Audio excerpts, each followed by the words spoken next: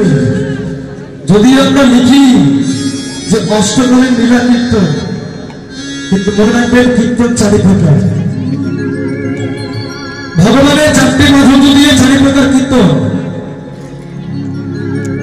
নাম মাধুর্য, লীলা মাধুর্য, রূপ মাধুর্য, গুণ মাধুর্য। ভগবানের নাম মাধুর্য দিয়ে হচ্ছে নাম কীর্তনের সৃষ্টি,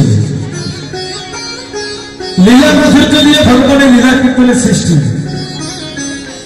গুণ মাধুর্য দিয়ে ভগবানের গুণ কীর্তন সৃষ্টি, আর ভগবানের রূপ মাধুর্য দিয়ে রূপ কীর্তনের সৃষ্টি। নাম কীর্তন কি? যে যে গুরু ঘরের নাম, যে যে গুরু ঘরের নাম, যেমন হরে কৃষ্ণ কৃষ্ণ কৃষ্ণ হরে হরে, হরে রাম রাম রাম হরে হরে, অথবা ভজনিতাই গৌর শ্যাম যত হরে কৃষ্ণ হরে রাম, শ্রী চৈতন্য নিত্যানন্দ অদ্বৈত সীতা, হরি গুরু বৈষ্ণব ভাগবত গীতা, জয় রাধে রাধে গোবিন্দ বলো।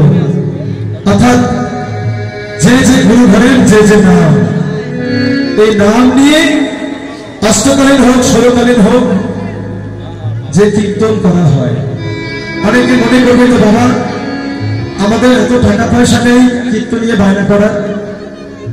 এখানে ভক্ত যদি মনে করে যে আমি চতুর্থ প্রহর করব, কিংবা যদি মনে করে আমি গৃহে হরিনাম করব, করতে পারবো।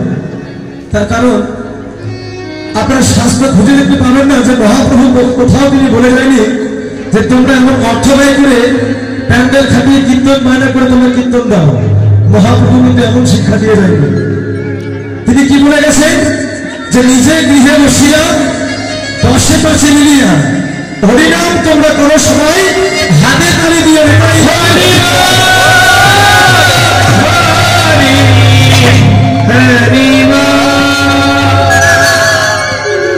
তাহলে হাতে তালি দিয়ে দশে পাশে গিয়ে এই ভগবানের নাম কীর্তন করা হয়। এবার আসুন গুণ কীর্তন। আস্তে আস্তে এগুলো বলছি না, কারণ কি জানেন, আমরা অনেক সময় কীর্তনটাকে গুলিয়ে ফেলি, লীলা কীর্তন, গুণ কীর্তন, রূপ কীর্তন সব এক করে ফেলি।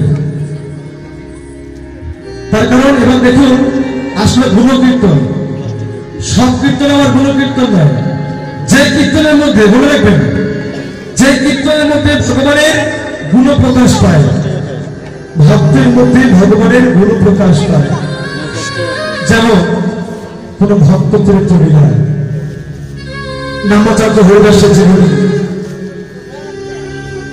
ভক্ত অজমের জীবনী, প্রেমনাথ মহারাজের জীবনী, এইসব জীবনী কীর্তন করা হয়, এতে ভগবানের গুণ প্রকাশ পায় ভক্তের মধ্যে। এই কীর্তনটা হচ্ছে গুণ কীর্তন। এবার শুন লীলা কীর্তন, যে ভগবান যে লীলায় ভগবান স্বয়ং লীলা করেছে, যে কীর্তনে, এবং যে কীর্তনে ভগবান স্বয়ং লীলার কথা বর্ণনা করা হয়, সেগুলো হচ্ছে লীলা কীর্তন। আমারা বুঝতে কি অসুবিধা হচ্ছে? ভালো করে মনে রাখবে। তাহলে যে লীলায় ভগবান স্বয়ং থাকে সেটাই হচ্ছে লীলা কীর্তন। এটা কেন বললাম একটু সবাই বিচার করবে। এখন যে কীর্তনটা হবে এটা ভগবানের রূপ মাধুর্য দিয়ে সৃষ্টি, রূপ কীর্তন। আর এই কীর্তনে ভগবান কিন্তু নেই, শুধুমাত্র ভগবানের রূপের কথা বলবে। কে বলবে? একটু আগে আগের কীর্তনে কিন্তু বলে গেছেন, ভগবান নবলক্ষ ভেরোর পাল নিয়ে ভগবান গোষ্ঠ গোসরণের খেলা শেষ করে ভগবান ওয়াইয়ের করে গেল, তাই না? শুনেছ তো নাকি? তাহলে ভগবান মায়ের করে গেল, আর রাধারানী যমুনায় জল আনতে গিয়ে গোবিন্দের সঙ্গে নয়নের মিলন হয়েছে। এই যে গোবিন্দের সঙ্গে নয়নের মিলন হয়ে যখন গোবিন্দ রূপ দেখল, এই রূপের কথাটা এখন বলা হবে। তার মানে ভগবান এখানে অনুপস্থিত।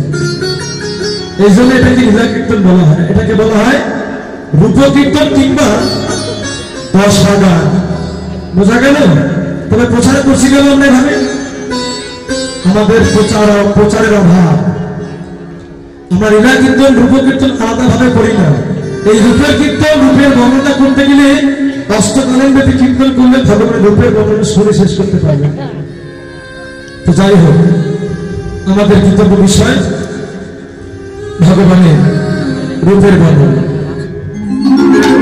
ওদিকে কি মায়েরা ভোগ করছে নাকি? হ্যাঁ মায়েরা